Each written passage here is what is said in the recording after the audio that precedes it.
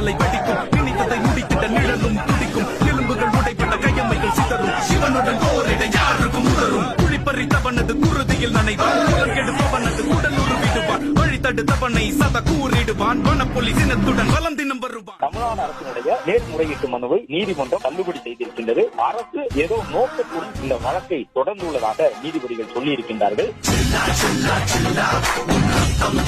சத்தம்